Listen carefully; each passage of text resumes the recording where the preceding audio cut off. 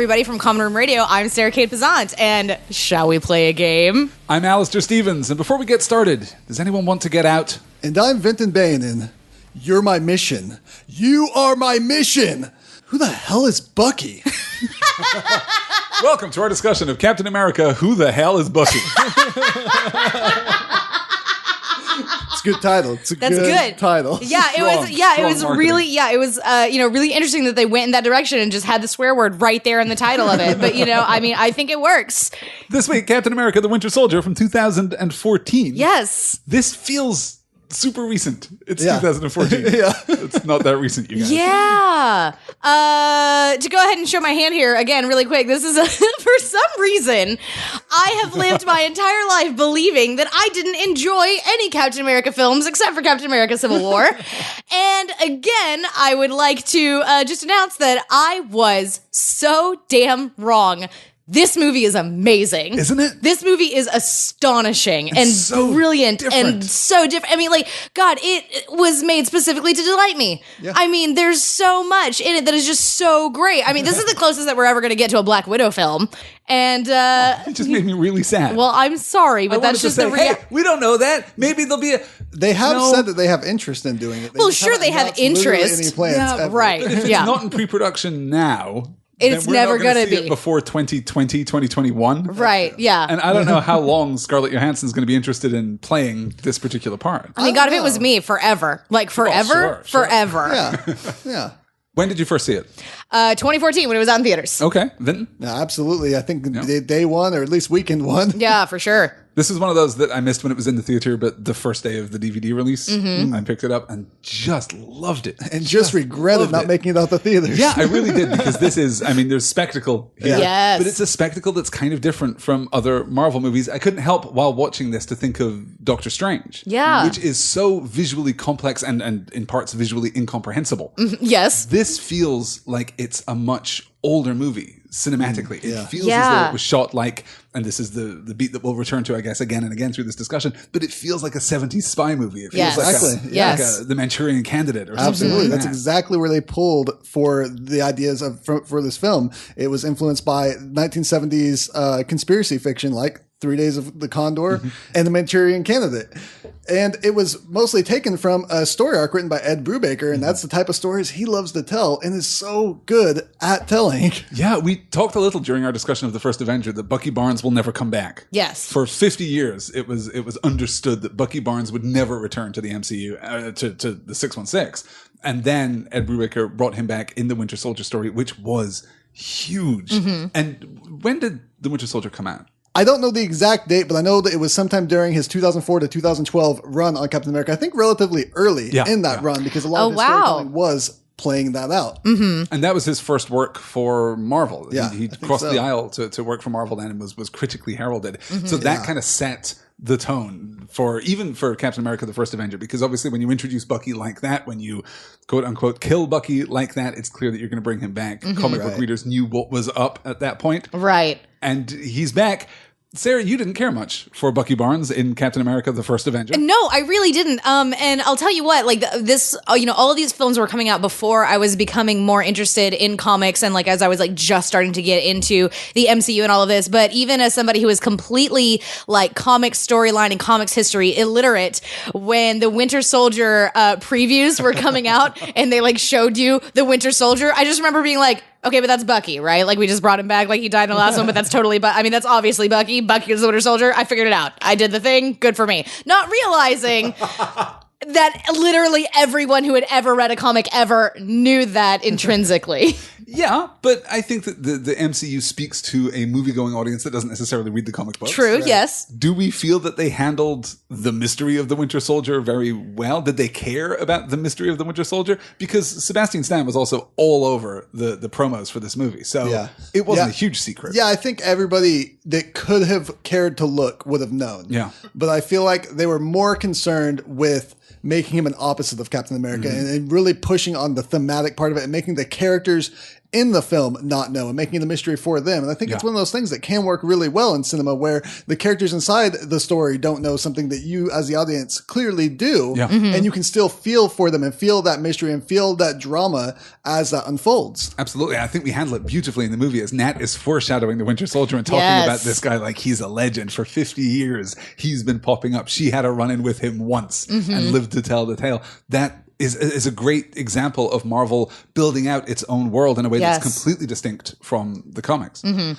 when we were watching it the other day, Alistair, you and I realized that there is so much sprinkled throughout this film that ends up like very Hydra-like, if you will, like spreading its tentacles throughout the rest of the MCU. But I mean, this movie straight up tells us that Bucky Barnes killed Tony's parents. Straight up tells us. Straight up tells us. There's no way, having seen that scene play out, Yes. that you can miss that brilliant, because it's part of the montage sequences we're getting backstory on the Winter Right. Soldier, and it is right there on It's the screen. literally and yet right there. Didn't hit me the first time. Yeah. The first handful of times I watched this movie. For sure. Yeah, no, it wasn't until I had seen Civil War and then came back and watched this movie that I was like, oh my God, they just told us. Like, that was a huge deal in Civil War. And they literally just told us right here. We also get Bruce Banner's name is dropped in this film. We get Stephen Strange's name. Stephen He Strange. gets name dropped. And then Sitwell also mentions some man in Cairo who I guess is supposed to be Moon Knight, Possibly, maybe? yeah. Possibly? Moon Knight. Conceivably, yes. Conceivably? Yes. I'd Yeah. like to see a Netflix series for Moon Knight. That would be fantastic, please. Well, let's jump straight into this then. Let's go ahead and start our discussion on this film. So we mentioned it being kind of weird and out of place with Marvel movies of the past. I mean, Kevin Feige described it as a 1970s political thriller masquerading as a big superhero movie. Yes. And I thought it was going to be different for a completely different reason because they were bringing in the Russo brothers to direct. And I had known the Russo brothers from their work on the TV shows Community and Arrested Development. Yep. And I heard they're making a Captain America film and I said, what? Excuse me? Are you sure though? What? I mean, The biggest movie that they directed prior to this movie was You, Me, and Dupree. Huh. That doesn't necessarily establish your credentials in terms of directing, big budget action adventure. Or like, yeah. Huh. But they handled it beautifully, and it's no surprise, I think, that they managed to make the comedic moments in this movie, and there are a fair number of comedic moments in this movie, land. They have a skill with dialogue, which is beautiful. also, I think they have a really good skill of laying out a story. I don't know how much they were involved in that because they didn't write the screenplays, but their work on Community, specifically the episodes that they were picked up for, Kevin Feige really loved A Fistful of Paintballs and A Few Paintballs More. And those episodes are just so perfectly put together that, I can see why he would trust them with such a big project like this. That would be so wild. Can you imagine being, people who do comedy shows and comedy movies and freaking Marvel comes to you and is like, hey, can you do our Captain America movie? Would that be cool? Is that be like, is okay? that good? Is that Well, cool? As we said last time, though, the first Captain America movie is still the second least successful Marvel movie to Yes. date. And Captain America, the Winter Soldier, didn't really make that much money. Off of a budget of $170 million, it took $260 million, which, when you factor in marketing and all the other expenses associated with the movie, means that this pretty much broke even. Oh boy. It's kind of surprising that we got a third Cap movie and that it was Civil War, that it carried the weight that it carried. Yeah. Because neither of the first two Cap movies really performed as well as we might expect. Though I think this is a triumph of a movie. I love watching this film. Yeah. Well, and I feel like Winter Soldier is a lot of people's like favorite MCU film also because it is so different, because it is, that 1970s spy thriller. I think so. Yeah, so it's really interesting that it didn't do quite as well in the theaters. This was written by Marcus and McFeely, who also wrote the first Avenger. And this is the team. If you like Marcus and McFeely and the Russos, then you're in good hands because they're doing Infinity War. Which I'm very much looking forward to because they treated my girl right in Civil War, and I have very high hopes. One of the things I really appreciate about the Russos is their love for practical effects and doing everything as physical as possible and staying away from CGI as much as possible. This is something I've always loved in films. And I mean, I love the old claymation stuff, anything you can do, like the old Star Wars movies. I'm like, stay away from the CGI. Just build it practically. Make the Muppets. Just make the puppet of Yoda. That's fine. I love it. Anthony Mackie said about it that the Russos, what they did that was so great was that they wanted to stay with live action, which is a dying art form. If they could build it, they built it. If we could do it, we did it. They want to do as little CGI as possible. That's why this movie looks so great. And it really is just a great looking film. It really is. The physicality of the movie is fantastic. The choreography of the fight sequences is breathtaking. I don't think we've done better than this in Marvel so far. there are a couple of CGI shots which really stand out because everything else is so muted, is Yes. is so real. The CGI shots that we get don't always look great. There's one particular shot when Cap is fighting Bucky and he throws his shield and it embeds itself in the back of a van. And it's like weirdly CGI. Yeah, when he retrieves that shield, Yes. it looks like the worst special effect I've ever seen. Yeah, it's not. The shield is terrible. almost always CGI. Yeah. Well, it would have to be. And it's weird because we mute the shield down too. We desaturate the colors on the shield to make it fit this world better. But Yes. when we get the CGI model, it still looks more vibrant. It still looks too cartoony, I guess. Yeah. Did you know that the working title for this film, to keep spoilers and things from going about, was Freezer Burn? That was a fun tidbit But I to find like out. So I just have a few random facts I'm going to run down a list of Sure. real quick. Sarah, I know you are a fan of Screen Junkies and their Yes. honest trailers. Alistair, are you familiar Oh, with yes, those as yes, well? absolutely. Did you know that Joe Russo is also a big fan, and one of his goals in making this movie was to make it honest trailer proof? That's amazing. Which he kind of did, because if you watch the honest trailer for it, they basically say, yeah, we're just going to have to nitpick this film. And then they say how good it was, and they're like, what? We have to be honest. Also, there's some really cool casting bits in here, like that originally Phil Coulson was planned to be this Hydra agent who becomes Sitwell, actually, in the film originally. So Coulson was going to be the traitor I'm in this movie. so glad that did not happen. But when they decided to make the show and everything, they decided Sure. to change it. And that was before they actually had him killed in the Avengers. So I think that is what actually changed it. yeah, But- well, I mean, you kill a guy. Oh man, I'm so glad that didn't happen. I'm so glad. I'd be Yes, so do mad. not sully So my mad. Phil. He's a beautiful, perfect cinnamon roll who's too good for this world. And we should definitely talk about the crossover with Agents of S.H.I.E.L.D. at some Yeah, point in this yeah. discussion. Yes. Because this is the movie that changes Agents of S.H.I.E.L.D. fundamentally for the better. Well, yeah, because it's no longer Agents of S.H.I.E.L.D. because S.H.I.E.L.D. is Hydra now. Yup. Yup. Also, Hawkeye was originally going to be in this film, at least in part, and was going to have a fight scene with Cap and all of this stuff and have some scenes with Black Widow, but they decided to cut him out, that it was just too much because of all the other characters they were trying to introduce. But Natasha Romanoff wears a arrow necklace in many of the scenes as an homage to Hawkeye, and that was actually Scarlett Johansson's idea. That's fantastic. It's my favorite I thing. genuinely hadn't noticed it until I watched the movie with you, Sarah, the other day. It is so good. I love that kind of character It's detail. the best. Yeah, and the fact that like Scarlett Johansson is the one who like came up with that idea is just like I also read, like I was reading through all this trivia stuff earlier as well, and apparently a lot of the dialogue between Cap and Natasha, Chris Evans and Scarlett Johansson wrote. Like they were writing the dialogue for their characters, and like they had to have done the one in the car, right? Like my favorite That's the scene. one. It's Yeah. That's the so one. damn Yeah, And good. the one on the roof, Good. probably, I feel like it's all the small talk moments, especially Yes, too. yes. Like in They're their fight oh gosh, scenes. they're so natural and it's so well done, and I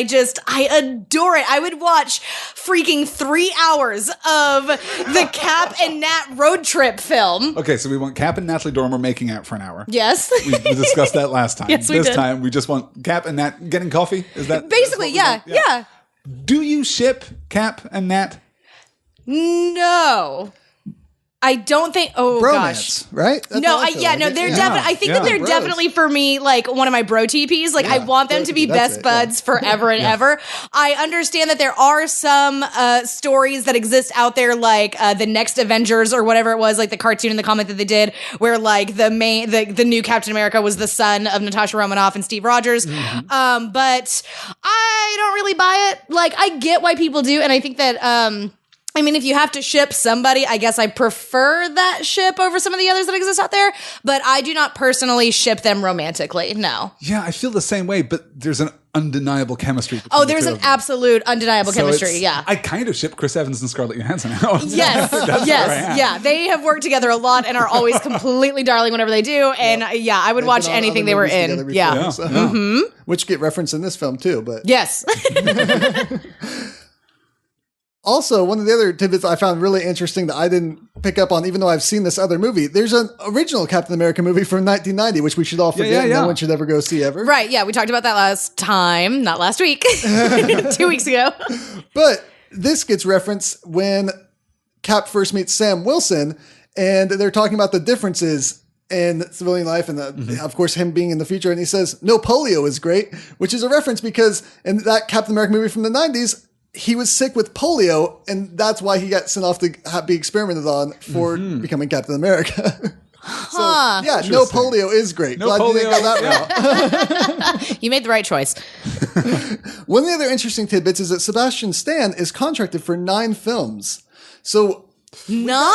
we've got 3 out of him now? 3, yep. So he's got 6 more to go. It'd be interesting to see where they're going to take this character. And they've referenced, at least in Easter egg forms, him picking up the shield and becoming Captain America like he does in the comics. So I wonder Sure. if we're going to get that at some point. Oh But my God, it's are they going to interesting kill how they don't Steve tell, Rogers in Infinity War? I don't think I can handle as long as that. they don't make him Hydra. Oh, jeez. Oh, Do God. that. What kind of Idiots. lunatic would make Steve Rogers Hydra? But it's interesting to me how they don't actually tell the actors what they're going to be doing until like right down to the deadline. He didn't actually know, Sebastian Stan, that is, didn't know that he was going to be playing the Winter Soldier until the title was revealed at San Diego Comic-Con in 2013. What? Like, you're there. You're at the con. Like, people are asking you questions and you He don't had no know. idea what he was going to be doing. So he obviously also didn't read Ed Brubaker's run. Apparently He not. also thought Bucky was dead. Yeah. he was like, I don't know. I'm they'll never an bring LMD. back I have Bucky. no idea what's going on. Flashbacks? I guess But, yeah, probably flashbacks. And we talked earlier about how Bucky here as the Winter Soldier is supposed to be kind of an opposite of Cap. And one of the interesting things that got pointed out online was that the way the mask is the exact opposite of Cap's mask. Yeah. The Yeah. lower part and the eyes are covered, which is the exact opposite of Cap. And I really like the thematic things that they do to show that. And just think about what Cap stands for and what he does as a super soldier, as opposed to Bucky, who is used as a weapon as Yeah. a super soldier. And there's an interesting kind of thematic opposition there too, that in a sense, Cap, by taking the super soldier serum, has been superhumanized. He is now more human. He is more perfectly human than anyone has ever been. But thanks to his cybernetic augmentation, Bucky is less human Yes. than he used to be. He's been diminished by his transformation. Yeah. I think it's a more effective opposition than Cap and the Red Skull in the first Avenger. For sure. I think I agree. There's a lot going on there, but we don't really hit it. We hit it pretty powerfully in this movie. And I'm into that. Yeah. You were talking about, Alistair, you were mentioning how you felt like this film in particular was one of the only Marvel films we have where we have like a really good antagonist. Do you want to talk about that a little bit? It's absolutely fantastic. All of the antagonism all the way down through the movie is brilliant. Whether we're talking about, obviously the Winter Soldier himself, or we're talking about Pierce. Robert Redford is Redford. amazing. in He's this so movie. good. He's so good. Yeah. And even Nick Fury, when he's playing the antagonist role in the first act, is just beautiful. Everyone is well motivated. Everyone has a case to make. Everyone has a strong and compelling argument. And there were parts of this movie where you're not sure if Cap's on the right side. You're not sure if his idealism has been, left behind by an evolving world, a more Right. dangerous world. And he's not even sure. That's one of the things that Chris Evans mentioned about the character is that the hardest thing for Cap going this far in the future is seeing that not everything's black and white anymore. There's no Hitler to fight. There's no clear bad guy and clear good guy. That there's all these shades, and you have to figure out what the truth in the matter is as a superhero. Yeah. And it's a lot harder to do. Yeah, he was talking about how, like, back in the 40s, you're able to, like, trust people more. There's not as much that you can hide behind. Whereas, I mean, we see Natasha being a completely different woman for, like, 10, 15 minutes just because of, like, the technology and the capabilities that we have now. And it is, it would have to be, like, super duper hard for Steve to have to deal with that. And I think that Chris Evans plays it beautifully. And even the degree to which Natasha herself is an antagonist, like a scene level antagonist, as Yeah. we're moving through the movie, she's pushing back against him.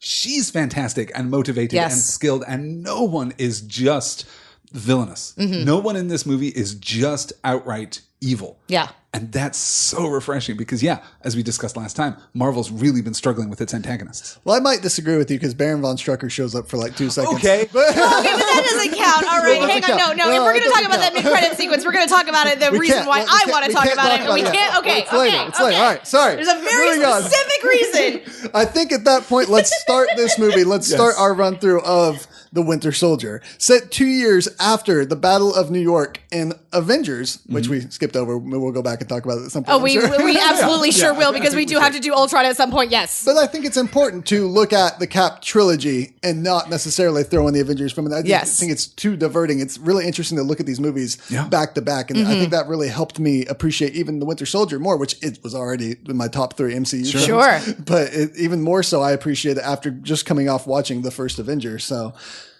we start out early morning running On your left, repeats until Sam Wilson gets fed up and eventually has to take a rest. I love this so much. It's so damn good. Establishes the tone that's going to run through the whole movie. It's human, it's vulnerable, it's mundane, it's completely simple. It's just two guys out for a run in the morning. It's genuinely funny. Yeah. I think you should take another lap. Yeah. Did you do it? I assume you did it. That is so good. Well, let's talk about Sam. Let's talk about Anthony Mackie because damn. God, I love him so much. Sam so Wilson is, God, he's so good. He's so, and Anthony Mackie brings, this life and this vitality to him. And I really appreciate, and I mean, like, he's like immediately there. He's like, oh, Captain America needs me? Yeah. When Captain America tells you that you got to do the thing, then yeah, you're going to do the thing. Yeah. This wasn't a dream of Anthony Mackie's to be in the Marvel Universe and play a character in the Marvel Universe. He sent a whole series of emails pleading to play any comic character that would appear on film. Wait, does that work? Because I might need to. Yeah, who do we got to email? Yeah, you got to. The studio repeatedly replied to him that they would respond in due time, but eventually his emails caught the eye of Kevin Feige, who, again, I think I really like Kevin Feige. I think Kevin Feige is a really good guy. Yeah, dude. He seems to have a good heart. Yes. Yeah, and Kevin Feige offered him the role of Sam Wilson, or the Falcon, and I'll bring up the history of the Falcon when we get to him becoming the Falcon in the movie. Yes. So put a hold on that for now. But Anthony Mackie's so fantastic in this role. I love the way he plays it. Yeah. It's so perfect. I couldn't imagine anyone doing as good of a job. I know Michael B. Jordan, I think, tried out for the role as well. I've heard that, yeah. And nothing against Michael B. Jordan. I think he is a terrific actor as well. But man, Anthony Mackie nails this. Yeah. Absolutely does. Yeah, he really, really does. Yeah. This is also when we're introduced to the ketchup list that Captain America has, where Sam Wilson tells him that the Trouble Man soundtrack will catch him up on everything he's missed. And he goes, I'll add it to the list. And he pulls out a list. Now, this list actually differs from country to country. And I would go down the list for all the different countries, but on most of them, there's only one or two things I even know what are. Yes. But I thought that was really interesting. They changed the list depending on what country in the movies. But the U.S. version of the list is I Love Lucy. Moon Landing, which is funny because there's an alternate universe comic where Cap is the first man on the moon. Moving straight past that, though. Berlin Wall, Up and Down. Steve Jobs, Apple. Disco, Thai Food. Star Wars / Trek. Nirvana, Band. Rocky, 76. Rocky 2, 79? Question mark, as if he's not sure if he wants to watch that one. And then he adds the Trouble Man soundtrack. The UK version of the list is The Beatles, Sean Connery, and Sherlock 2010. Now, Steve Rogers watching Sherlock. That I can see. And he might find Stephen Strange a little more familiar. He would, yes. I've seen those cheekbones before. I do like that the French list includes The Fifth Element and Daft Punk. Nice. Wait, is Daft Punk French? Yeah. I think so, What? Yeah. I learn something new every time we do this show. I think I take the French list over the British list, definitely. So that's when the Black Widow pulls up in her really fancy car. Her sexy ass motherfucking car. What even car is that? It doesn't even matter. It's amazing. It's her car. It's her car. It is the Black Widow car. It's Scarlett Johansson's personal It's car. Scarlett Johansson's personal Black Widow car. And the car. Yep. That's it. And she makes the great joke about needing to pick up a fossil. Yeah, very nice. And we're immediately introduced to this relationship between Cap and Nat, which is just so personal and so intimate and so playful. Yeah. I really like that. And they've been becoming buds over the last 2 years, which I love. I love that. I adore it. Yeah, I mean, it got bro TP for life. So the two go on a mission. Batroc the Leaper is leading a group of pirates holding people hostage on a shield vessel. Now, Batroc the Leaper is a supervillain appearing in Marvel Comics, as you might have guessed. All right. Yeah, cool. Created by Stan Lee and Jack Kirby, first appeared in Tales of Suspense, number 75, 1966. And he's a mercenary who has mastered numerous martial arts, most significantly for him, the French form of kickboxing known as savate. I would assume is how you say that. Sorry to my French friends. And he's an Olympic-level weightlifter. Writer Mark Waid described the character as ahead of his time, elaborating that he was Jean-Claude Van Damme before Jean-Claude Van Damme existed back in the 60s. Neat. So that gives you an idea of what this character is. Plus his name's the Leaper. Yeah. So yeah, guess He what? jumps a lot. He jumps a lot. Here played by Georges Saint-Pierre, which I'm assuming is how you say it. Yeah, no, that's perfect. Yes. Georges. It's played by multiple Georges. It's like when you got the Olsen twins. Yes. Yeah.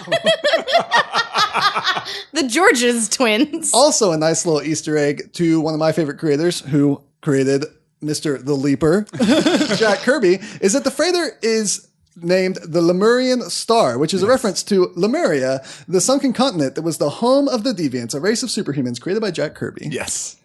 So it's a nice nod to Kirby. Yeah. Kirby does not get the recognition that he deserves. No, so oftentimes, every even nod in the 616 that he but in gets, the I want to MCU, point out. Yeah. Because I love Kirby and he deserves everything. That's excellent. We'll probably get a lot more Kirby when we do cosmic stories in Marvel. Yeah, because that was his thing. That's his jam. Yeah, yeah. So Widow and Cap have some small talk while they're on this mission, and I love that. God, it's so amazing. perfect. It's so fucking good. Like, And we're already introducing this idea that Cap is uncomfortable with what he's being sent to do. That his Yes. relationship with S.H.I.E.L.D. is a lot more tense than we might expect it to be. He's already, as we come into this movie, somewhat less than a completely obedient soldier. Yeah. And I just love this movie moves. It is so It fast really to does, establish yeah. all of these relationships because we're, I don't know, 4 or 5 minutes into the movie at this point. Yeah. And we've already got great characters, essential conflict, interpersonal drama. We've got banter. It's been funny. It's been heightened. You guys, I love this movie. it's We also so good. got a new Cap outfit, which references his time as director of S.H.I.E.L.D. from the comics. That's where they drew influence from for that. I really like it here. I think It's a good really looking fits. outfit. I Yeah. love it so much that when he resorts to his original outfit in the last act of the movie, I fear that it doesn't look as good as it should. Well- I love the simplicity, the elegance of this, particularly with the muted shield. I Yes. think he looks so good. He looks really sharp. Yeah, and the thing about him like sneaking into the museum and stealing back his uniform, it's like, bro, Battle of New York was 2 years ago. You still got that outfit, right? Like, where is it? What did you do with it? Is the Smithsonian the best place to? He could just go to like a party city and just Seriously. get like a cosplay outfit. Yeah. Presumably does exist. Well, maybe those aren't made with like special Stark Kevlar or anything. They should have had a scene where he just went to a party store and got one that was the 1990s like Oh my rubber gosh. suit because it's just like one rubber bodysuit. Right. I think there actually is supposed to be a deleted scene where like he gets rid of like his cool like all blue outfit and Yeah, then it's taken when he's taken in the captivity. They take it. Yeah, then they like put a tracker in it or some jazz like that. Who I don't knows? know. You break into the Smithsonian to steal a costume. Why wouldn't you steal Dum Dum Dugan's outfit? It's a good outfit. Good outfit. Yeah. Can't spend Gotta the rest have of the movie in a something to bowler inspire. hat. I It's can gotta do inspire. that thing. I guess, yeah, a bowler hat would inspire. Cap and a bowler hat. I'm inspired.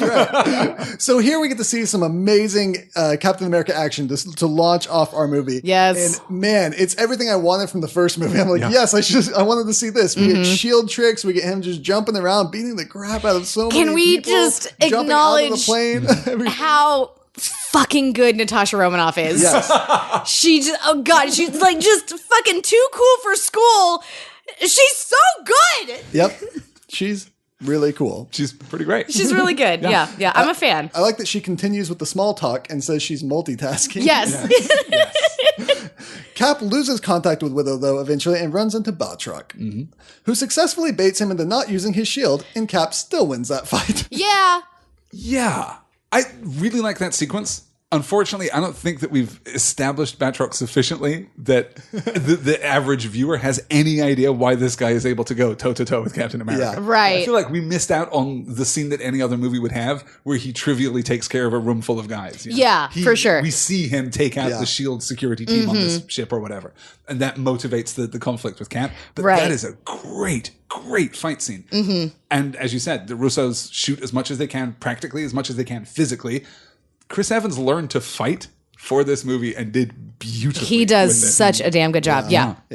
And that's when Cap finds Black Widow saving S.H.I.E.L.D. intel from the computers, and they get into that argument about what the actual mission is, and Widow's like, it's not my mission to save hostages, that's your mission. Yeah. That's when we go to the Triskelion.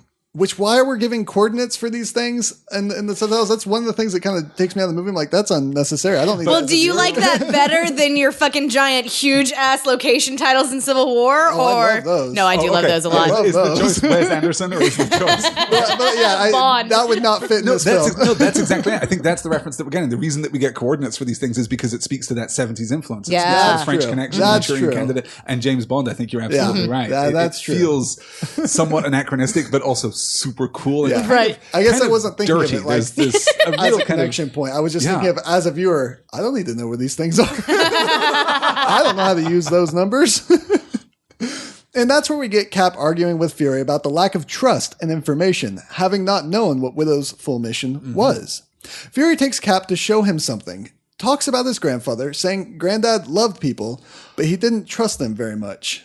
This is so extraordinary. I mean, you hire Samuel L. Jackson for Nick Fury because he's got the presence and Yes. he's got the gravitas and he's Yes. got the authority and God knows he's got the charisma. But we haven't really called upon him to, what's the word? Act. Yeah. Usually he just stands there looking peeved. Yeah, and gets the great one-liners. Yes. And that's it.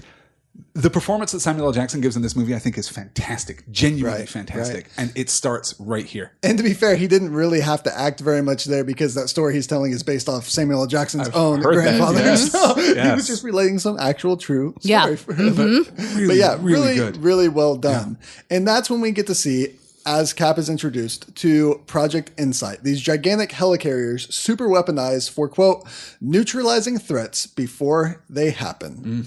I don't know why anybody ever thinks that's a good idea. It didn't work in Minority Report. It didn't work in Minority Report is the only poll I've got. Not to but jump ahead, but they are Hydra. They're not. that, you know known what? for That's just fair. amazing Good point. ideas. Yeah, no, you're right. I forgot for a second. This is not necessarily a good idea for Yes. Okay. from Yeah. the No. jump. Yeah. Great villain idea. Right, I mean, right, yeah. yeah. And Cap calls it like it is. He says, holding a gun to the world, calling it protection. This isn't freedom, it's fear. Yeah. God, he's so good. Thanks, Cap. Thanks, Cap. Thank Thanks, you Cap. for that. Yes, you're right. We cut to Cap walking through a museum exhibit about the history of himself, Captain America. A cute scene with the kid recognizing him, giving him a secret symbol to shh.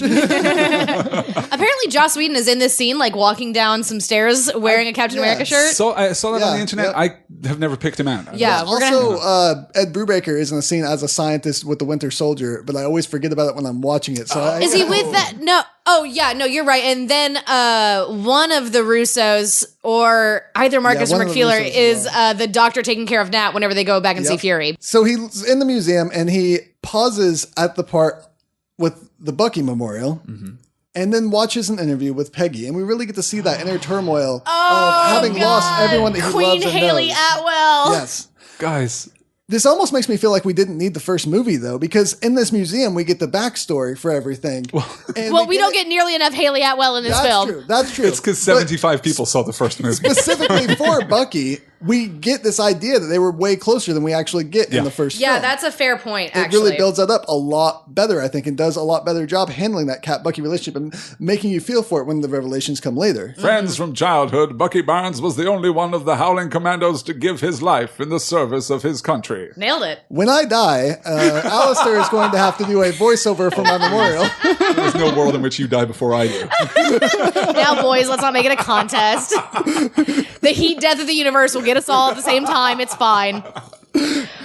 So in that, whenever he goes and he watches the little video and it's got Peggy Carter there and she's talking about how Cap even saved like her husband whenever he was off like being the great war hero. Who do you guys think that is? Well, here's the thing.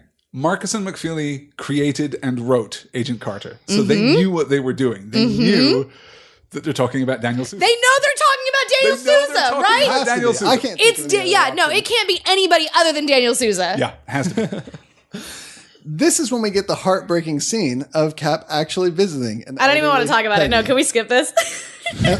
She's actually serious right now. I really am. I can't handle this scene. Earmuffs, Sarah. Earmuffs. Haley Atwell was aged using a computer-generated imagery for her appearance as an elderly Peggy Carter Yeah. here.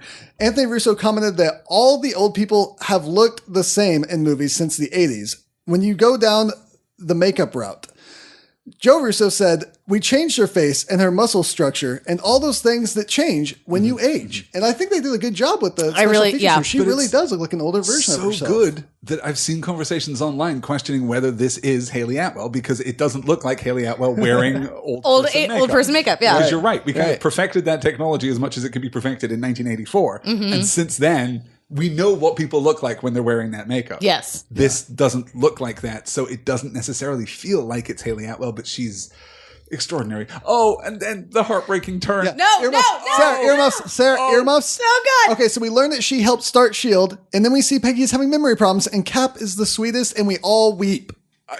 And have never stopped weeping since. It's Eternal it's weeping. preposterous. Yes, it's so good. It's so good. Earmuffs didn't help because I just replayed the scene in my head and I remembered. That was worse, in fact, than what Yeah. you said. So back at the Triskelion, Thank God. Fury finds that he is locked out of some information and interrupts a council meeting, a holographic council meeting, which Yes. is kind of cool. I kind of like Yeah. it. Very aesthetically pleasing there. The meeting is led by Secretary of Defense Alexander Pierce, played by Robert Redford. In the comics, Alexander Goodwin Pierce is usually a supporting character in the stories featuring S.H.I.E.L.D. He is an agent of S.H.I.E.L.D.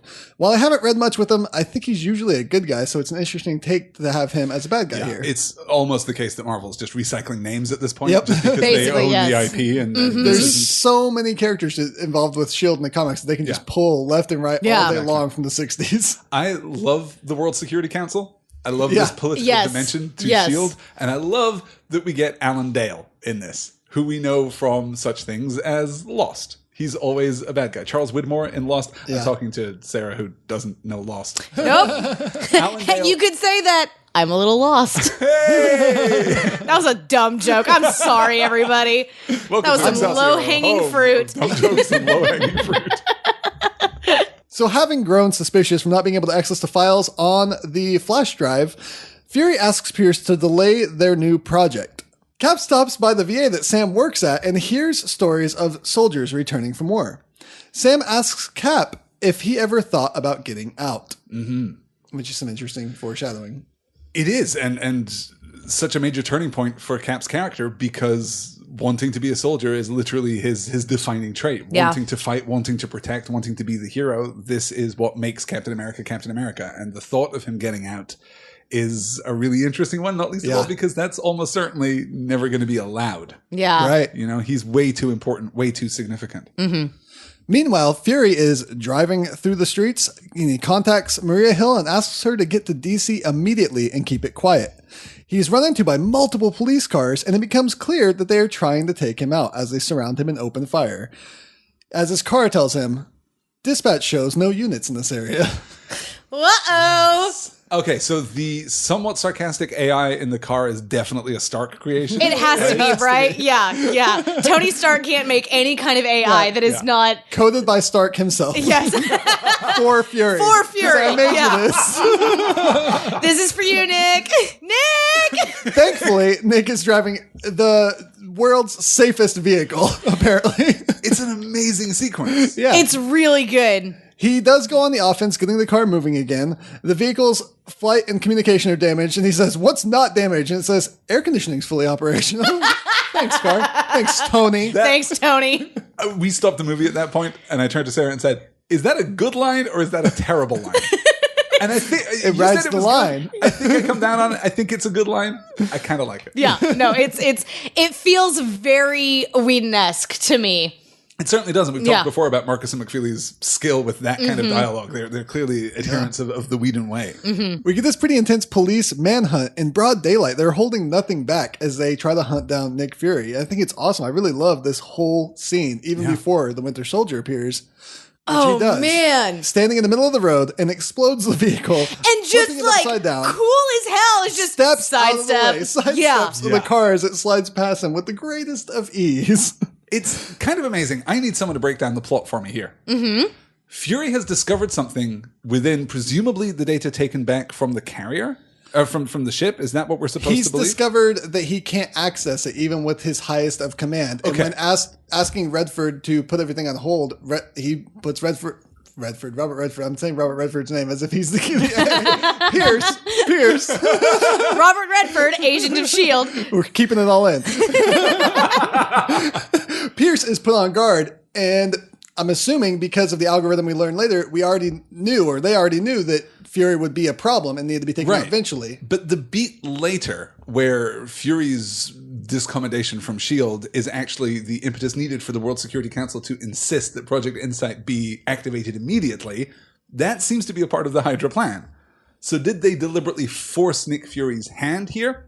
Were they really trying to kill him? Were they trying to discredit him? What was the goal? Or is it just that Hydra can adapt, that Hydra can react and play the best move possible given any set of circumstances? It seems like an adaptation, a reaction to me. Okay. Sounds good. So the plan here was for Nick Fury to die, for someone else to step up, some Hydra operative presumably to step up as the new head of S.H.I.E.L.D. To reactivate Project Insight and for everything to proceed as planned. Yeah. I think so, yeah. Is there anyone obvious who would have been that Hydra agent? Is there anyone that we would have expected to step in? would it have been Pierce?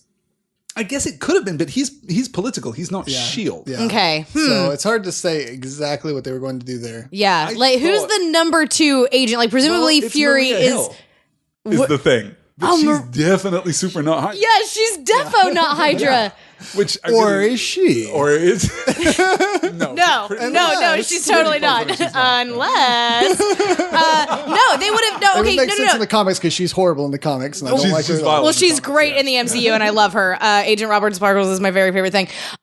Victoria Hand. It could have been Victoria Oh Hand. my We could have got God. Saffron Burrows in the MCU. Oh, man. No, presumably they would have, like, tried to get Hill in on the thing and then realized, oh, no, Hill is, like, Fury's gal through and through, and they just would have taken her out, too, and kept going down the That line She is. until, they found somebody. Listen, they're Hydra. There's no decrypting how their mind works. Yeah.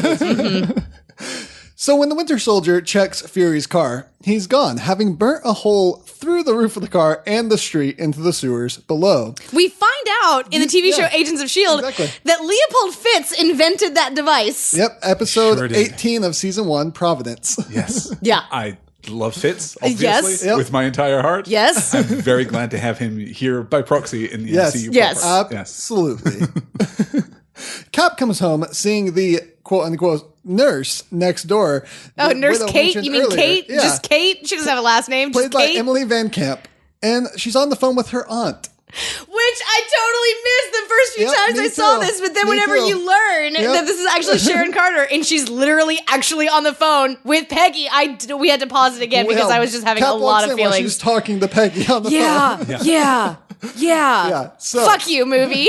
What do we think of Sharon in this movie? Because she has never worked for me until this time. This is the time watching this movie that I thought, oh no, actually, she's great. Yeah. She's really good. Yeah, I think that the first time, I mean, again, I spent years thinking that this movie wasn't good and that I was never going to see it again. And again, I was wrong. I'm sorry. I apologize. Clearly, I know nothing. We're assuming you're going to write a letter to Marcus and McFeely. I will. Dear Marcus and McFeely, I am sorry. First names, but I can never remember them, and it's fine. Dear Marcus McFeely. Dear Marvel, dear Kevin Feige. No, I quite like Sharon. It's going to be interesting watching Civil War in a couple of weeks and seeing how I feel about Sharon there, because generally I like the concept of Sharon, but I haven't always liked the execution of Sharon. I think that Emily Van Camp does a great job. Like, I think that she's lovely and wonderful and does really excellent work, but just yeah, it's going to be interesting seeing how my opinion is changed at all watching Civil War. My memory of Civil War is that I like her completely. I don't like the kiss with Cap. Well, no one likes the kiss That with is Cap. so horribly undermotivated. Yes. Well, Sam and Bucky kind of like it.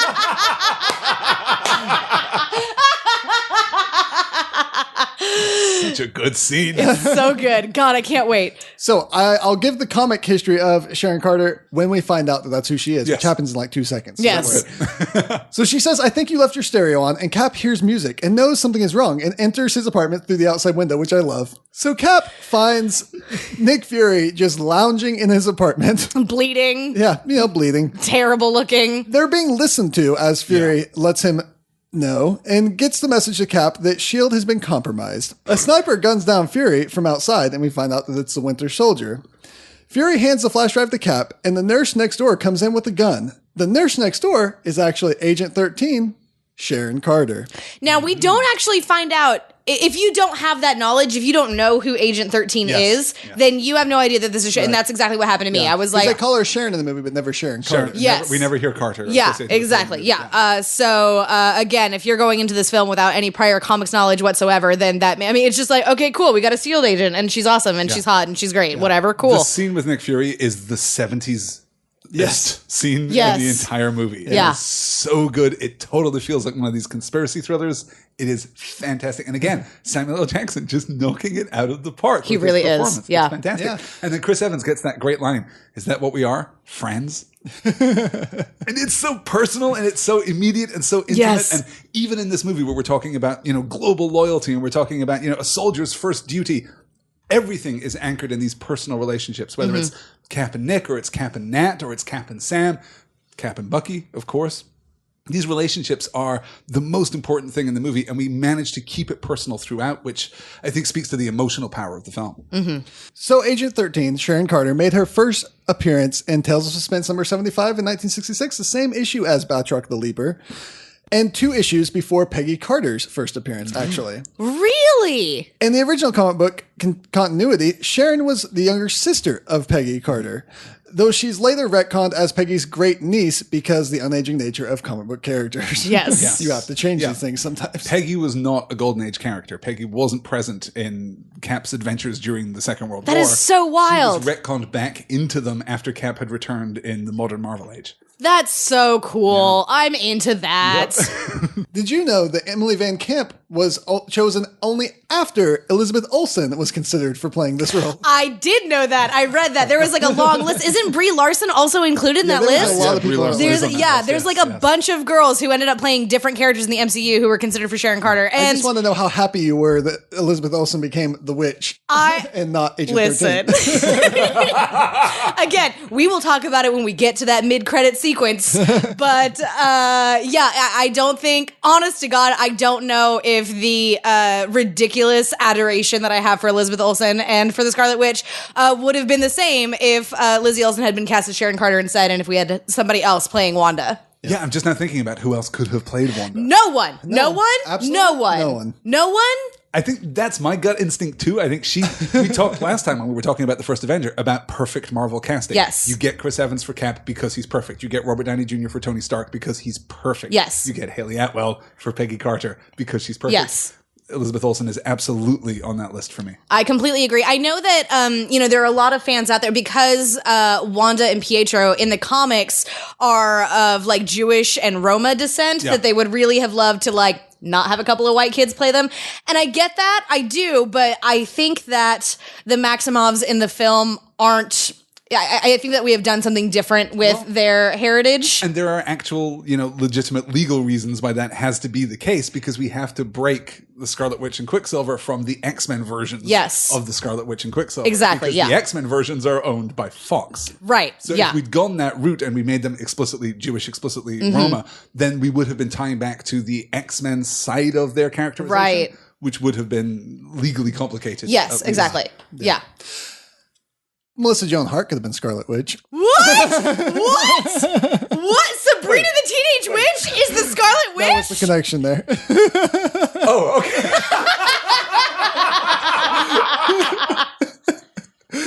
I was just waiting for that goof, that's all. It's a good joke, Vinton. It's a good joke. Agent 13 was assigned to protect Cap by Fury. Cap pursues Winter Soldier, smashing through every damn thing. Every fucking thing. Like, God, I just, now Everything. Every damn thing. Yeah, now that, like, collateral damage is just a freaking trope at this point in every superhero movie ever, now I'm just looking around like, someone's got to pay for that, Cap. Damage Control. Someone has to pay for that. It's a group called Damage Control. No one is going to, like, when you tell somebody, my window is broken because Captain America came flying through it, no one's going to believe that. This is the MCU 2 years after the Battle of New York. Everyone's going to believe that, Captain actually. America insurance. Do you want to take in your insurance. Avengers insurance? You have to buy insurance based off superhero team. Avengers insurance, exactly right, Defenders insurance. You're probably fine. The Defenders won't ever really do anything. I don't know. I've seen the things that they can break. If it's Iron Fist, he's not going to do shit. Well, so, Luke womp Cage womp. had that whole building blown up around him. That's true. That's fair. That's fair. Winter Soldier catches the shield when Cap throws it at him. Right. And it's so weird watching that scene, which is so great and so awesome. Right after watching the trailer for Thor Ragnarok. Yes. Because it's exactly the same shot. Like Cap shot for throws shot. The shield, Bucky catches it with the outstretched hand.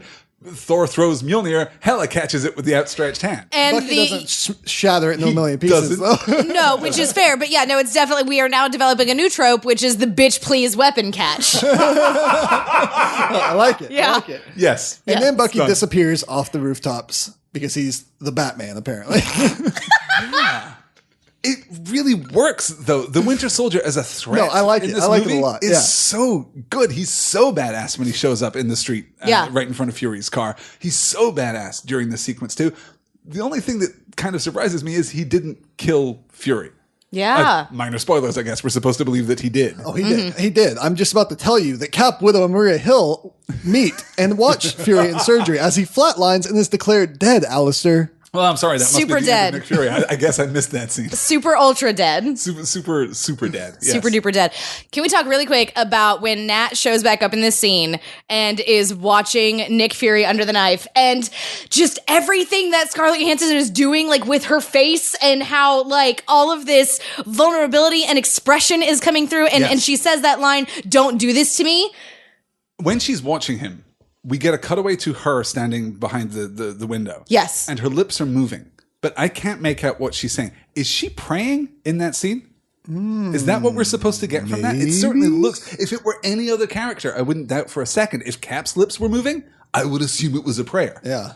But this is Nat. Yeah, I don't know. Yeah, I don't think praying. I think probably again just kind of like talking under her breath, saying like, "You've got to pull through this. Don't do this to me. Don't do this to me." Son of So a bitch, like, if you die, I will drag you back to life and kill you again. Myself. Exactly. Yes. Yeah, no, I could buy that too. Yeah, absolutely. But I love that you are seeing like there is this whole relationship between Nick and Natasha that like we don't get to see a lot of, and we are just being shown. I mean, like we in a few scenes we're going to get a whole conversation between Nat and Cap, and he's going to be like, "No, you're my friend and I trust you," and that like shocks the hell out of her. Yeah. Nat is not close to a lot of people. Nat's got 3 friends: Hawkeye, Nick Fury, and Cap. Now Cap.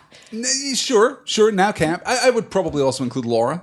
Laura Barton. Yes. in that. No, I yeah, think you're that's exactly a right. really Yes, nice yeah. Relationship. Is it a little weird that Fury has this ability to engender absolute loyalty in young, very talented women under his command? Because Maria Hill, Nat, and Sharon Carter all apparently think he hangs the moon. Well, he's Fury. He actually might have done that. He may have done that. Yeah, no. He might have done that thing. There's a out- what if from The 1969. moon is a spaceship, and Fury put it there. That's to SHIELD make sure headquarters. everybody's No, safe. that's where the Bureau of Balance is. Exactly. Yeah, that's no moon.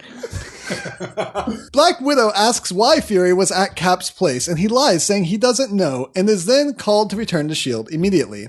We see he hides the flash drive in a vending machine behind 2 packs of bubblegum.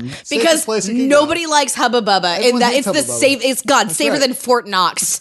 Yeah, Cap had on his list Hubba Bubba, question mark, and then it was scratched out with an emphatic no. No, No, he just ripped the page out and did a whole new list. because zebra gum is Cap's gum. Oh God, it would be, wouldn't it? I like we have this scene where Agent 13 walks by and says, Captain Rogers, and he says, neighbor, in the most agitated voice. So good. He's so salty. Cap meets with Pierce, who asks why Fury was in Cap's apartment, and Cap lies again, saying he doesn't know. Pierce brands him as a fugitive, and Cap is immediately attacked in the elevator on the way out. Yeah, every time Brock Rumlow shows up on screen, I just went into like a complete rage fit and just started yelling because he's just the fucking worst and becomes Crossbones, and I'm super glad that Wanda burns him alive. Yes. Fuck that dude. So the fight in the elevator is incredible. Yeah. I mean, this is like a Jackie Chan level kind of Absolutely. physical fight sequence. For sure, yeah. It's just astonishing. This is the scene that got me hyped so much in the trailer because this is one of the first teasers they showed with this elevator scene. And I got so excited about this movie, especially that line, before we get started, does anyone want to get out? Cap knows what's happening here. And I just love this whole fight. And that can't be easy to orchestrate and film a fight scene in such close quarters. For real. It can't be. Yeah. It's incredibly good. And then when we get the final turn and the rest of the strike team, I guess, attacks the elevator. Yeah, because you need like all of S.H.I.E.L.D. to take down Captain America. Yeah. Yeah, you find out that S.H.I.E.L.D. is watching and commanding the assault. And I really like the line, "This isn't personal." It kind of feels personal. Yeah. Kind of feels personal. Cap makes his escape from the Triskelion with a long fall and some fancy motorcycle driving. He also takes down an aircraft quite impressively. This movie is canonically, I think, set in November, because this is right before Stark goes to Tennessee and Iron Man 3. Mm-hmm. This does not look like DC in November. No, it doesn't. It looks like DC in June. Really super does. Yeah. But it works, I think. Global warming. Agent 13 watches on as S.H.I.E.L.D. commands a manhunt for Cap, and she's quite put off by it. Yeah. Cap returns to the hospital, and the flash drive is gone. Someone really needed some gum. Turns out one person loves Hubba Bubba. In the reflection, Widow shows up, chewing gum and blowing a bubble. It's the best. Maybe the best shot in the entire movie. It's so such good. a good reveal. it. Yeah, yeah. I love it. It's so great. It's Scarlett Johansson at peak sassy. Yeah. Yes. I like yes. that she says, "I only act like I know everything, Rogers." Yeah. So perfect. Yeah, she's amazing. She says that it was the Winter Soldier that killed Nick Fury, that he has been credited with a lot of assassinations for over 50 years. Mm-hmm. He's a ghost story. Yeah.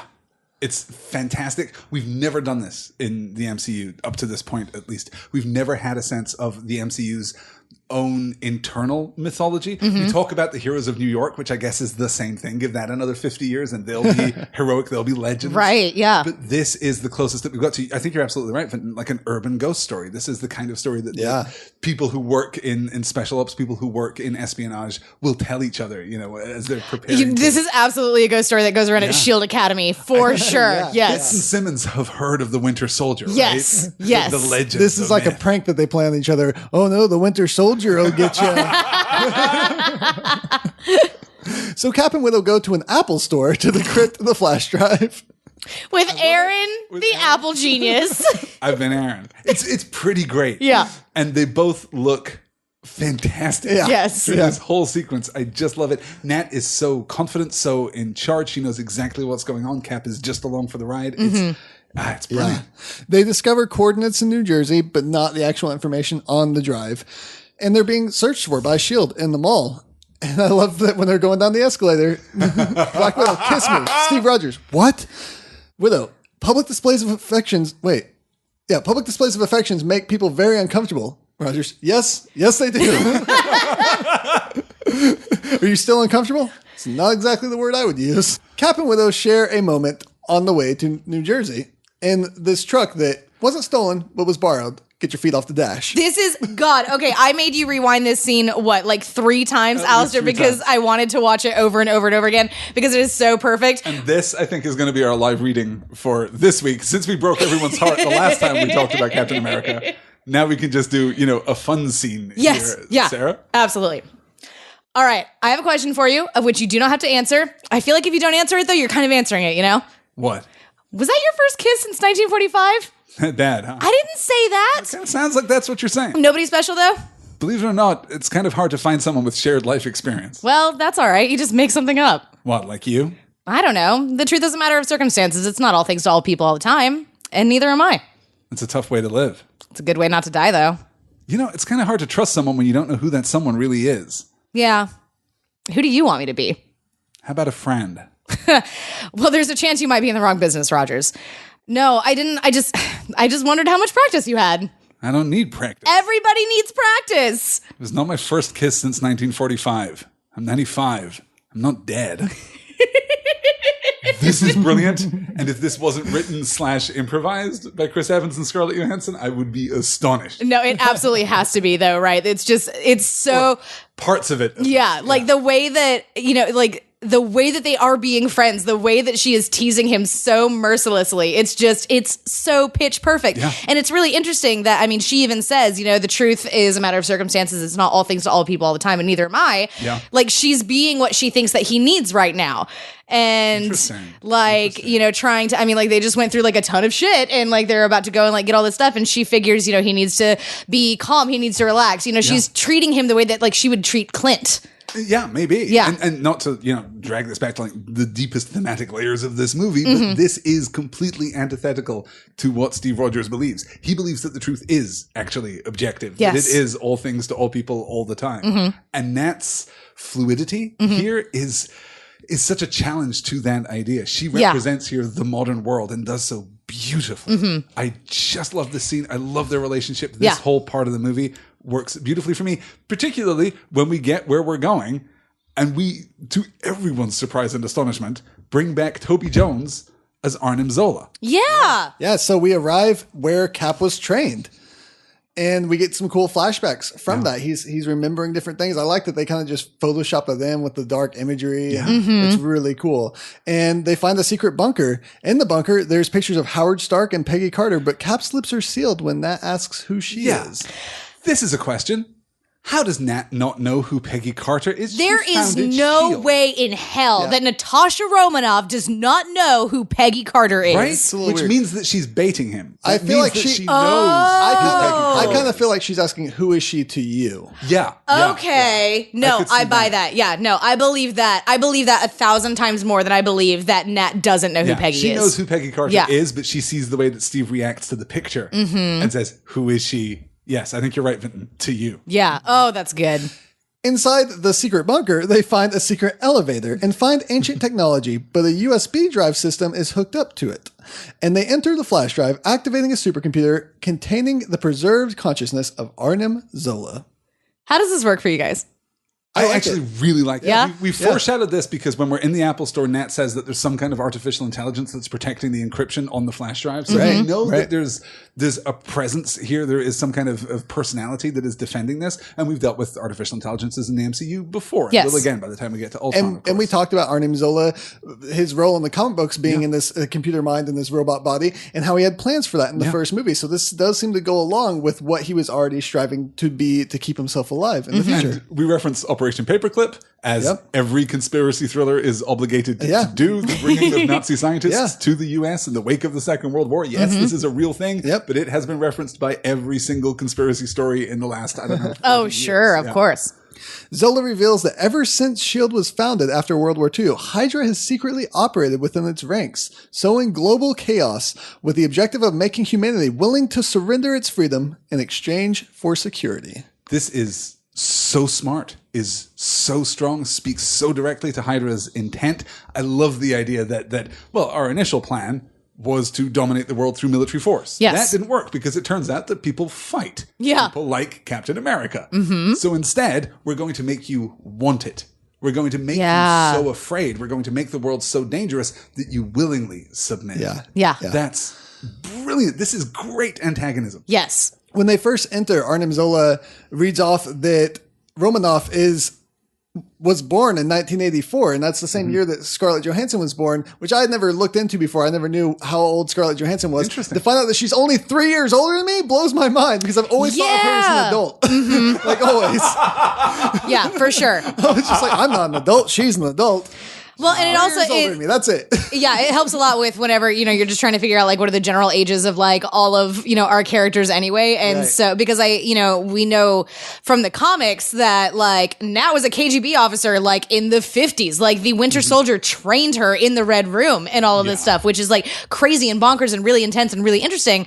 But then you find out, oh, she was born like right before the 90s. Like, okay. Except in the comics, the 50s were 12 years ago. Yeah. Because of the way that the Marvel sliding timeline. Right. So we can kind of, we can fudge that a little bit. Sure. But I like the care that Marcus and McFeely take over dates because this is the thing that bugs me when I watch movies. I want to know when things are happening, and where things are happening, and how things are happening. And Marcus and McFeely never sell out their plot on an incidental detail. Yeah. They're very careful about this stuff. It's very Whedon, honestly.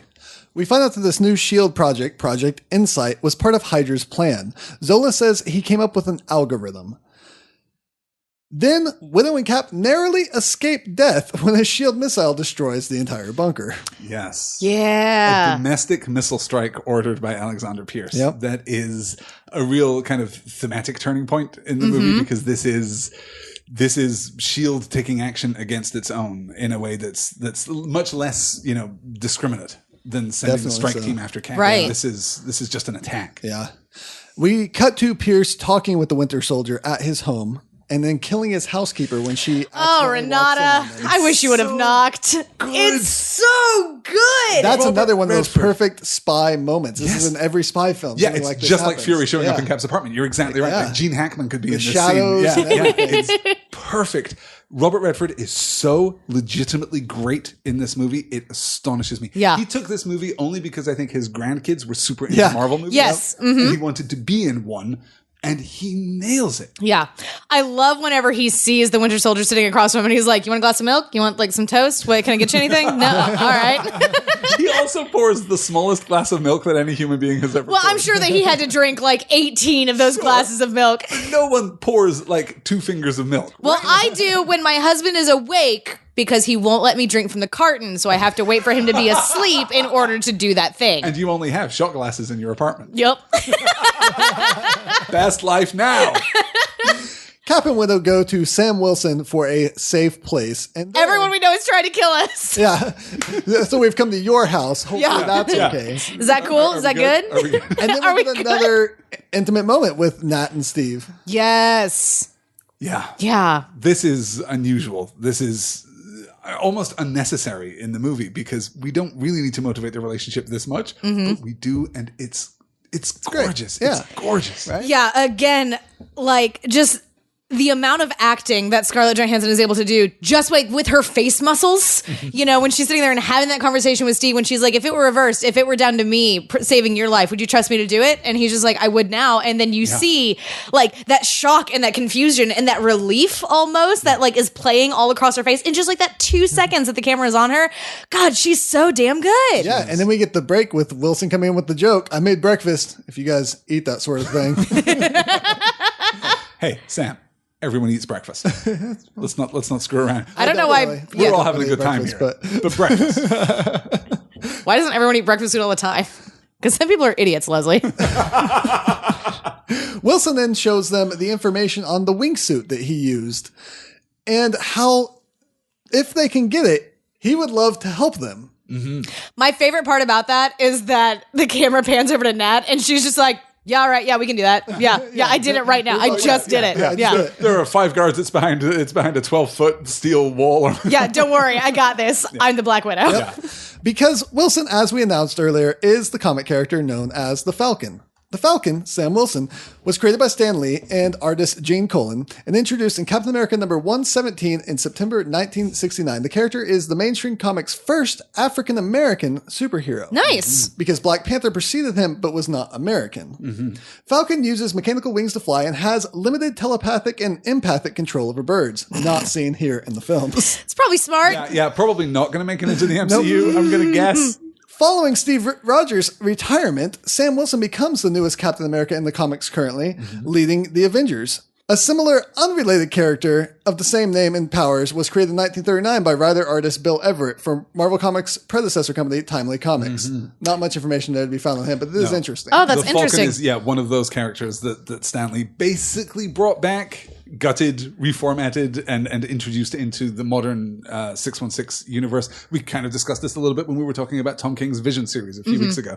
There was a Golden Age Vision. Right. When Vision enters the 616 in the 60s, he's a completely different character that shares the same name. Okay. Now, the code name for the wings on the files that he lays out is XO7. That's the prototype name, and it's a pun on the French pronunciation of exocet, which is the name of the type of flying fish that has shiny wings. Neat.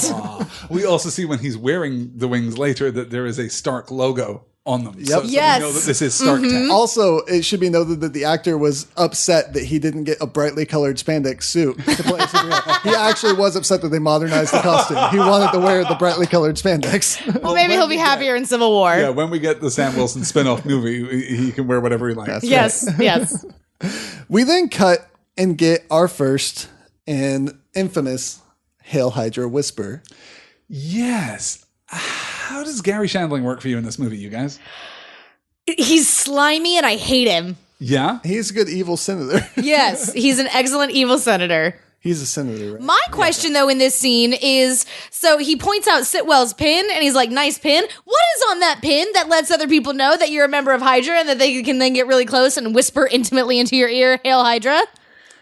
I don't know. I don't know, but I won't. But they know. Yeah. Is it just like an upside-down shield pin? Does it, so other people see Probably it? not upside down. There is maybe like a subtle variant. Like a twist? Yeah, it's like you got the eagle head at like 3 o'clock, and that's how they know. So you accidentally sloppily put on your pin when Right. someone walks up, Hail Hydra. What the hell? Oh, shit. Now I'm being shot. This has turned out badly for me. No, I said fail Hydra. Fail Hydra. This is all the setup so that we can capture Sitwell and That's take right. him to the rooftop and have him be thrown off by Nat. Yeah. Which is amazing. Which, it should be mentioned just real quickly that Agent Sitwell is also another comic character created by Kirby and Stan Lee, appearing in Strange Tales 144. No time, moving on. And if you've been watching the one-shots that have appeared alongside the Marvel Cinematic DVD releases, Sitwell has shown up. He is a character by this point, even before he's introduced Yep. in this movie. Exactly. So we have a certain connection with him. We would be surprised, I think, to learn that he is Hydra. Definitely. And so. we're going to see him. We've already seen him in Agents of S.H.I.E.L.D. at this Yes, point, at this correct? point. Okay, Yeah. yes, Yep. yeah. So, yeah. I like this moment that they have on the roof where Cap seems to be threatening him and he calls his bluff and says, this doesn't seem like your style, Rogers. You're not going to throw me off this building. And he says, oh no, that's her. And then Widow just kicks Just it in the kicked him chest. off the roof. Right off the building. I With think- no hesitation. Listen, I just finished watching all the seasons of The 100 on Netflix within the last couple of days, and How do you there's feel about the 100, Sarah? I have a lot of feelings about No The 100. Listen to the most recent Porch Club episode where I get to scream about it. It's really great. But no, there was definitely a scene where a badass chick in a tight leather outfit kicks a guy off of a roof, and it turns out that very specific thing may actually be my primary value. Number 1, chicks kicking dudes off roofs. Number 2, chicks kicking ass. I like it. Yeah. It's very good. Now, So then we cut to this moment where Nat is again teasing Steve about his Yes. dating life. Oh yeah. What about the girl from accounting, Lisa? Lillian, lip piercing, right? I don't think I'm ready for I that. don't think I'm ready for that.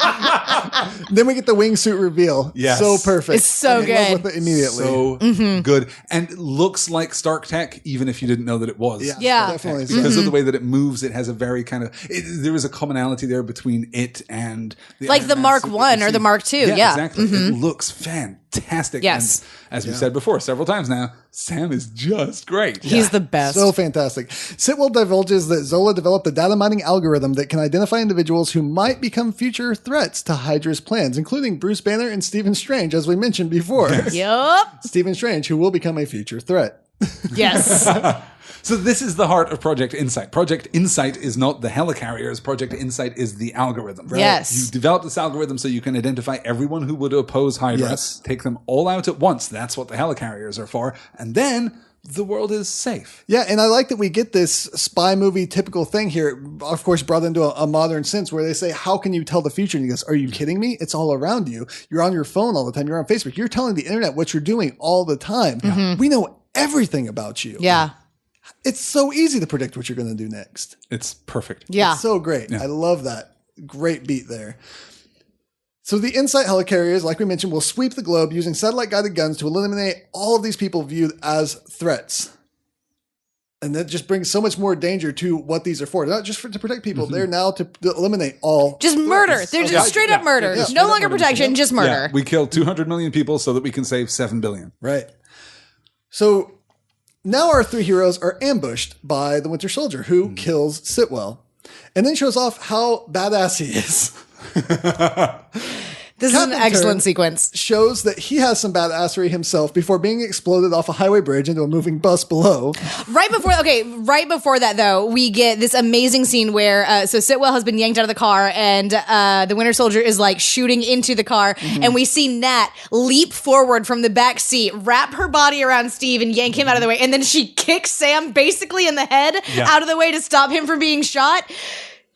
everyone in this movie would be dead if it were not for Natasha Romanoff. That's absolutely fair. Yeah. That's Yeah, absolutely as fair. Sarah mentioned, not to be outdone, Nat has some sweet moves herself even after that, and she gets some shots off on the Winter Soldier to his surprise, which is great. I love that she gets that. Yes. And we get to see the Widow sting, and we get to see her little grapple gun, her little Batman grapple gun, which is pretty great. Yes. Wilson, Where do on you the get other these hand, wonderful toys? Yeah, Wilson, on the other hand, is biding his time, hiding, and comes out later to sneak attack their attackers, which is great. Yeah. They work. They're not necessarily working in unity, but they're still working like they're trained soldiers here. They know how they're already working as a team. Which I love about Sam because, again, like Camp, his power is not his power. You know, his wingsuit does not make him a hero. Yes. He is a hero anyway, and he'll use whatever tools he has at his disposal. Yes. And I love this scene we get here when everything goes quiet and we're just following the Winter Soldier down the street. He's like the Terminator. Yeah. Just slowly walking. Yeah. All this dread and worry as we watch him just walk down the street.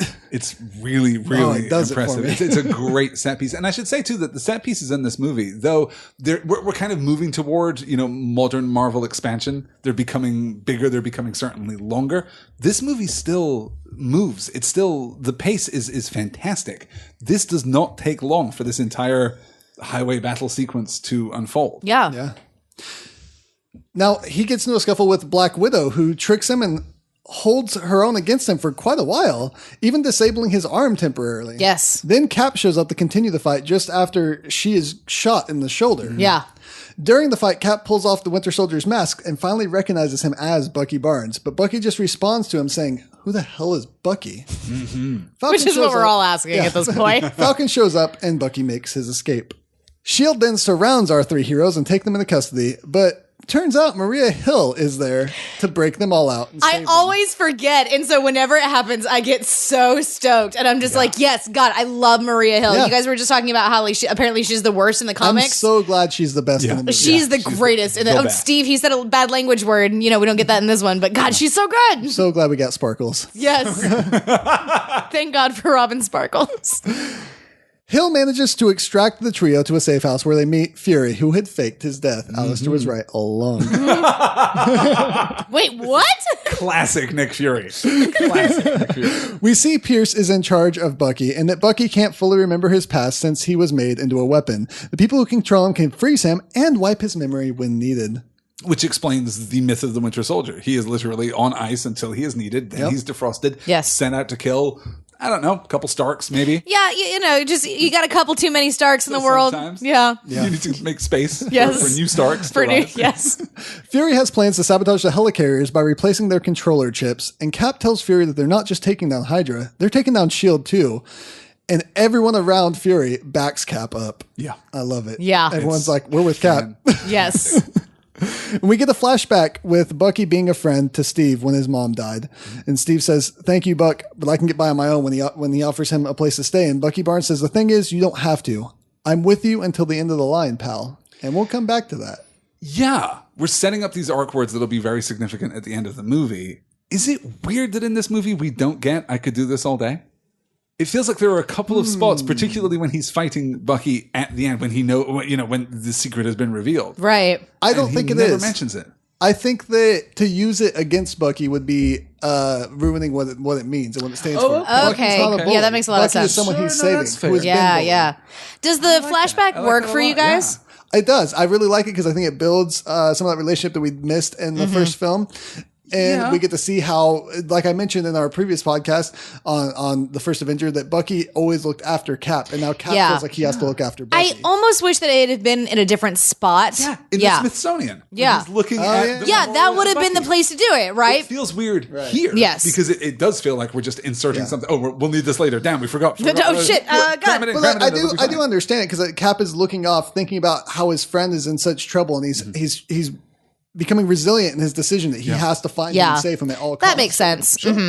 We also get that really lovely, beautiful moment when, we've discovered that Fury is alive. And I think it's Cap who asks him, why didn't you tell us what the plan was? And then Fury's response was, I didn't know who I could trust. And you see the hurt on Nat's face, and I die. Yes. I die forever.